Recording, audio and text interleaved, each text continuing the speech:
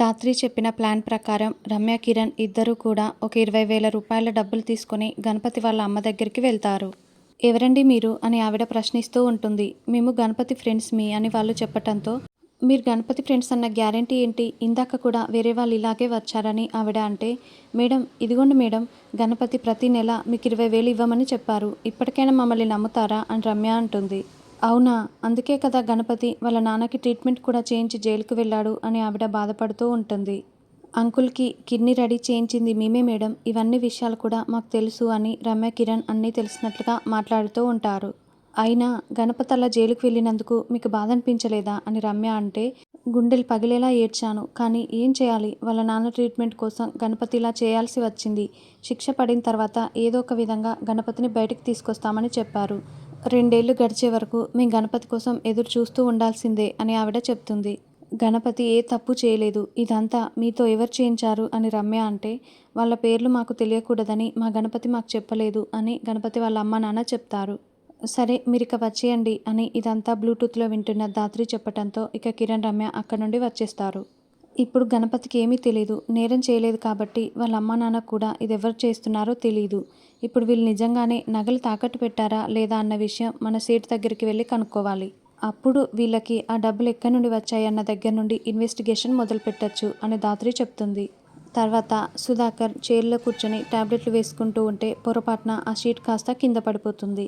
ఆ షీట్ని అందుకోవటానికి ప్రయత్నిస్తూ అందుకోలేకపోతుంటే అప్పుడే చిలకమ్మ పరుగులు పెడుతూ అక్కడికి వచ్చి, ఏంటి బాబుగారు నన్ను పిలవచ్చు కదా అని ఇక ఆయనకి ఆ టాబ్లెట్ షీట్ అందేలా పక్కనే పెట్టి, ఇప్పుడు అందుకోండి అని చెప్పి మీరు నడవగలరని ధైర్యం చెప్తూ ఉంటుంది. రోజు రోజుకి అసలు నేను నడవగలనా అన్న ధైర్యం సన్నగిల్లుతోందని సుధాకర్ బాధపడుతూ ఉంటే, ఉండండి బాబుగారు నేను నడిపిస్తానని చిలకమ్మ పట్టుకోబోతూ మళ్ళీ, వద్దులే అమ్మగారు చూసారంటే నన్ను తిడతారు కోప్పడతారని రాగినే ఆగిపోతుంది. ఇదంతా చూస్తున్న వైజయంతి, ఇప్పటికైనా బుద్ధొచ్చిందా, నన్ను అడిగితే నేను నడిపిస్తాను కదా అని వైజయంతి అంటే, వద్దులే వైజయంతి నీకే మళ్ళీ నడుము నొప్పులు వస్తాయని సుధాకర్ అంటాడు. ఏంది బో, ఈ చిలకమ్మ నడిపిస్తానంటే మాత్రం ఎగరేసుకొని నడుస్తానని చెప్పావు, ఇప్పుడు నేను నడిపిస్తానంటే మాత్రం వద్దంటావా? నేను నడిపిస్తాను కదా అని ఇక వైజయంతి నడిపిస్తూ ఉంటుంది. అయితే వైజయంతి బరువు మోయలేక, నా భుజాలపైన బరువంతా పెడుతున్నావంటూ సుధాకర్ని కింద పడేసి తాను కూడా కింద పడి నడుం విరగొట్టుకొని, అయ్యో అబ్బోడా నా నడుం విరిగిపోయిందని కేకలు పెడుతూ ఉంటుంది. ధాత్రి, కేదార్, కౌశికి అందరూ కూడా అక్కడికి పరుగులు పెడుతూ వస్తారు. ఏమైంది లేవండని ధాత్రి, కేదార్ దగ్గరుండి సుధాకర్ని లేపి, ఏమైంది చెప్పండని అడుగుతూ ఉంటారు. ఇదిగో ఈ వైజయంతి నేను వద్దని చెప్తున్నా కూడా నన్ను నడిపించడానికి ప్రయత్నించి నన్ను కింద పడేసింది, తను కింద పడింది అని సుధాకర్ అంటాడు. అంటే ఈయన త్వరగా నడిస్తే మంచిదని డాక్టర్లు చెప్పారు కదా, అందుకే ప్రయత్నించాను. ఇలా కింద పడేస్తానని నాకు మాత్రం తెలుసా, నా నడుము కూడా విరిగిపోయిందని వైజయంతి అంటుంది.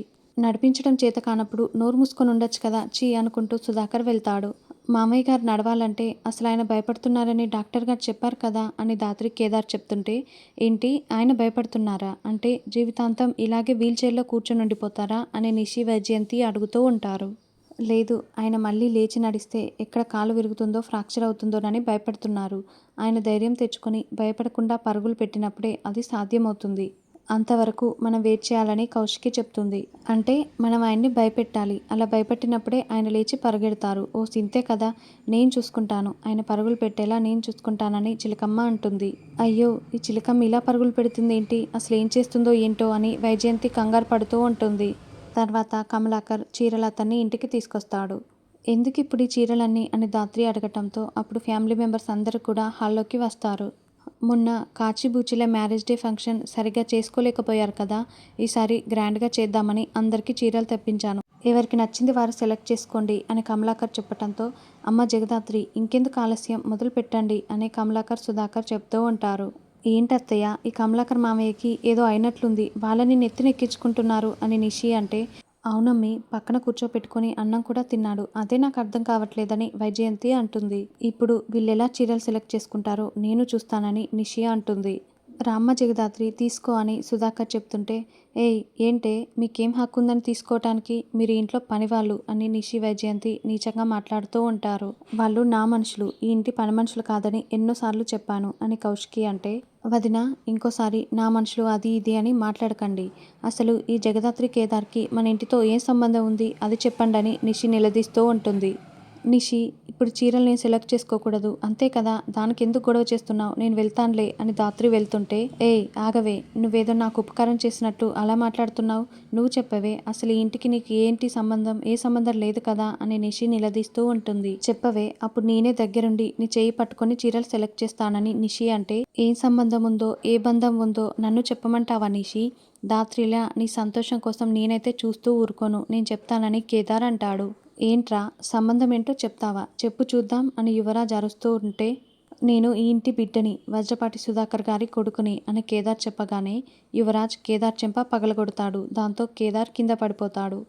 కేదార్, లే కేదార్ అని ధాత్రి లేపుతూ ఉంటే, రే యువరాజ్, నీకేమైనా పిచ్చి పట్టిందా అని కౌశికి అరుస్తూ ఉంటుంది.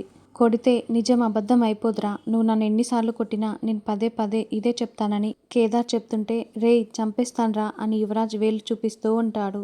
ఏయ్, అసలు మీ ఇద్దరికి ఏమైంది, ఎందుకు ఇలా చీరల దగ్గర గొడవలు పడుతున్నారు, యువరాజ్ కేదార్ని ఎందుకు కొట్టావని కౌశికి నిలదీస్తూ ఉంటుంది. అయినా కేదార్ చెప్పిన దాంట్లో నిజమే ఉంది కదా, ఎందుకు మీరు ఇలా చేస్తున్నారని ధాత్రి అంటుంది. చూడు, ఈ ఇంట్లో నువ్వు ఒక పని మనిషిగా మూలన పడుంటావంటే నేను చూస్తూ ఊరుకుంటాను, కానీ నేను ఈ ఇంటి కోడళ్ళని, నాతో సమానంగా హక్కులు ఉన్నాయంటే నేనెందుకు చూస్తూ ఊరుకుంటాను అని నిషి వార్నింగ్ ఇస్తూ ఉంటుంది.